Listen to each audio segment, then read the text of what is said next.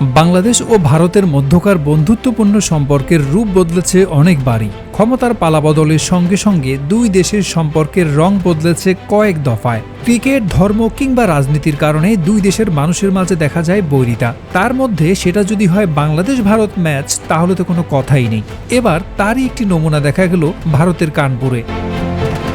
উত্তরপ্রদেশের কানপুর শহরের green park স্টেডিয়ামে তখন চলছিল বাংলাদেশ ও ভারতের মধ্যকার সিরিজের দ্বিতীয় টেস্ট। এ টেস্ট ঘিরে আগে থেকেই হুমকি দিয়ে রেখেছিল হিন্দু মহাসভা নামের একটি সংগঠন। গত 5 অগাস্ট বাংলাদেশে ক্ষমতার পালাবদলের সময় হিন্দুদের উপর নির্যাতনের অভিযোগ এনে এই ম্যাচে হামলার কথা জানায় তারা। সেই হামলা না হলেও বাংলাদেশের উপর আঘাত এলো অন্যভাবে।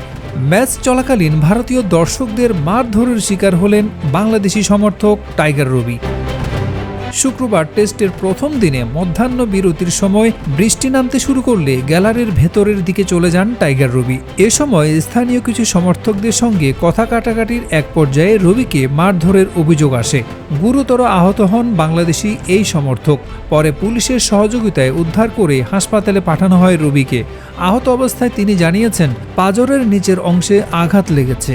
হামলার কথা স্থানীয় পুলিশকে জানান তিনি। স্টেডিয়ামের নিরাপত্তায় থাকা পুলিশ জানিয়েছে, সি ব্লকের প্রবেশদ্বারে এক ভক্তকে দেখা যায় তিনি নিঃশ্বাস নিতে ও কথা বলতে পারছিলেন না। আঘাতের বিষয়ে ডাক্তারের রিপোর্টের জন্য অপেক্ষা করছেন তারা। পরিস্থিতির সঠিক বিবরণ জানতে স্ট্যান্ড থেকে সিসিটিভি ফুটেজ যাচাই করা হবে। সংবাদ সংস্থা পিটিআই এর পোস্ট করা ভিডিওতে দেখা যায় ব্যথায় কাতরাচ্ছেন রবি। কথা বলতে কষ্ট হচ্ছিল তার।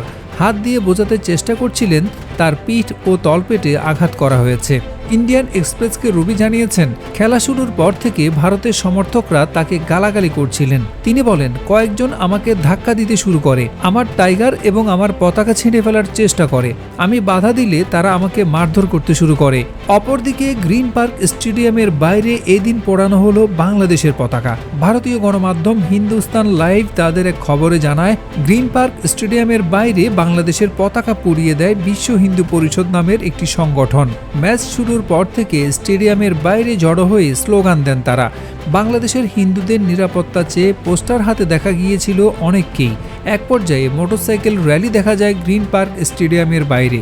মূলগঞ্জ থেকে বিশ্ব হিন্দু পরিষদের কর্মী সমর্থকরা পদযাত্রা শুরু করেন। চলে আসেন সদ্ভাবনা চৌকির কাছে। সেখানে তাদের আটকে দেয় পুলিশ। শুরু হয়ে যায় ধস্তাধস্তি, লাঠিচার্জ করে পুলিশ। তারপর সেখানে জয় শ্রীরাম স্লোগান তুলতে থাকেন বিশ্ব হিন্দু পরিষদের কর্মী সমর্থকরা। চেন্নাই টেস্টের সময়ও অভিযোগ করেছিলেন বাংলাদেশ ক্রিকেটের সমর্থক মোহাম্মদ রবি। গায়ে কালো আর হলুদে বাঘের পোশাক জড়িয়ে মাঠে থাকছেন দীর্ঘদিন ধরে। নামটাই শেষ পর্যন্ত হয়ে যায় টাইগার রবি।